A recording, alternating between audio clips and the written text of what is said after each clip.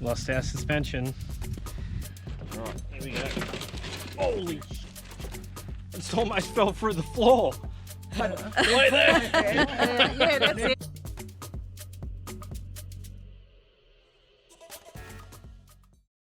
It was like a fish this big. You'll see the difference right out there. Yeah, there it is. You watch and then put one. Wait there. Yeah, that's it. Pull one closer and you'll see the difference. That's awesome. It's eyes. Yeah, it's wicked, Oh, eh? So Home Valley has delivered our first barramundi ever. So Adam caught this one with some mullet. Adam just can't wait. Go on. Hey Jet, come on bud. Alright, first. Oh my god. That looks terrible. I'm just going to soak that in a bit more butter. Look at that. Happy man right here. This is where Adam caught the barramundi last night, here at Home Valley Station. We're having another crack this morning.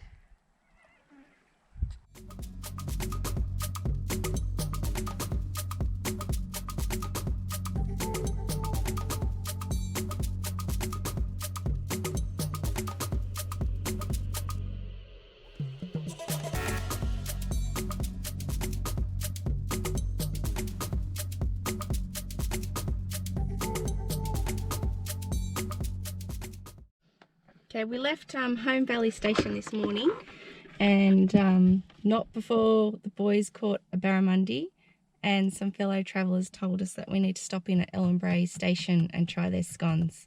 So here we are, let's go and have a taste.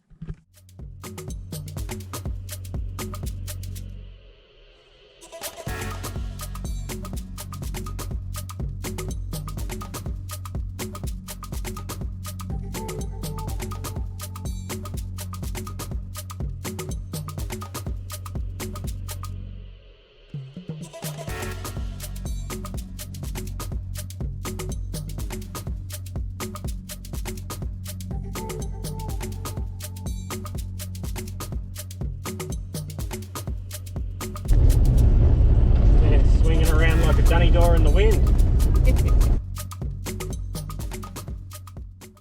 We've just left Ellenbrae Station and we've come across the first sort of section where the corrugations are pretty horrendous in the Gibb here.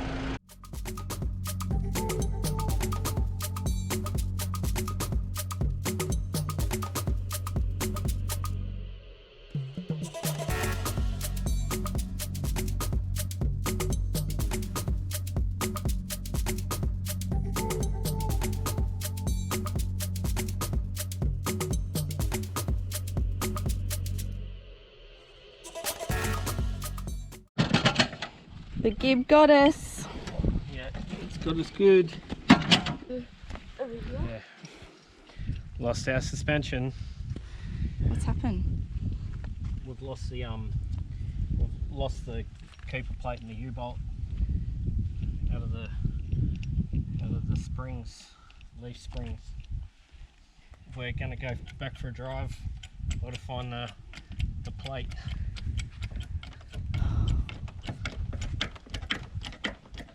Let's have a look.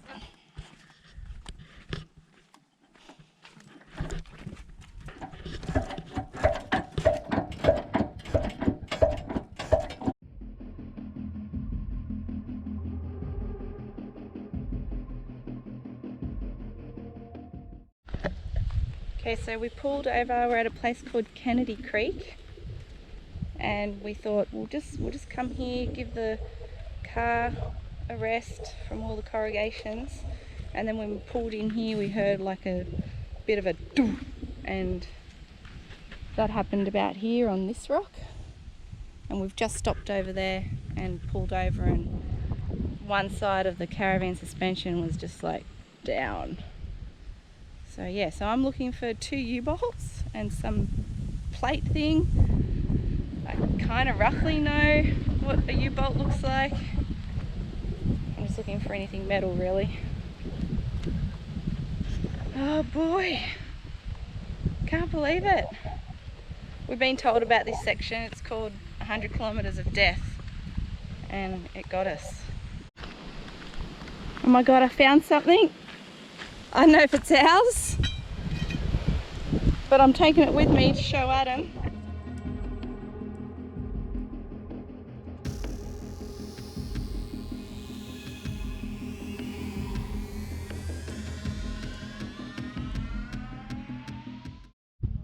Okay, so we were just on our way to Gibb Station, and Adam was like, can everyone keep an eye out for a wrecked car to see if we can get a U-bolt? So here we are. Alright, so we've sheared our bolts on our van for our suspension. Luckily we were just about to pull into a spot anyway to pull up for the night. We've looked everywhere, we can't find any of the parts, not that they'd be any good now anyway. I'd say that the bolts are broken, so we couldn't reuse it. But luckily, we're just down the road from the hardware here. So we can buy some parts here, I suppose, to get us going again. But actually, I did notice one thing here, and although we are really remote, and we do need to get going again, I'm almost tempted not to take these parts, because it's got Ford written on it, and I don't think I could deal with my van having Ford written on it.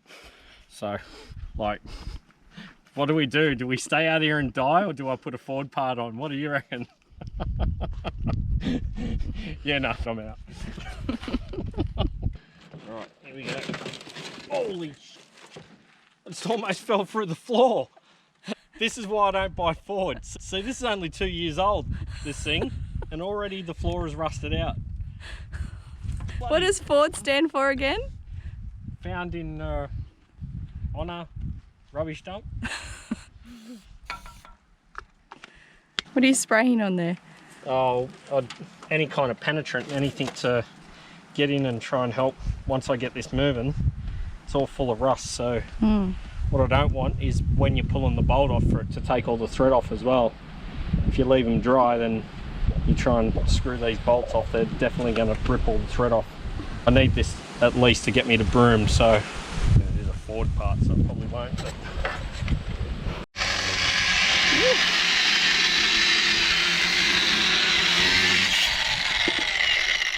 This is part of the reason that I would not do this trip without all of my tools.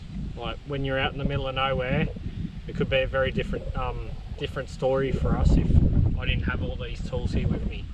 It's easy for us to fix things on the road, and I think it's pretty important to have this kind of stuff with you while you're going anyway.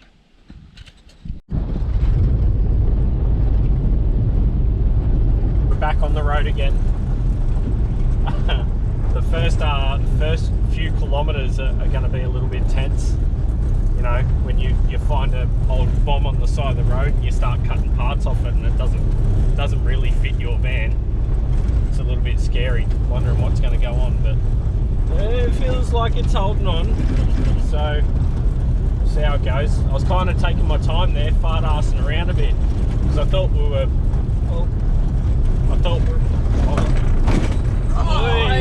That'll test it out.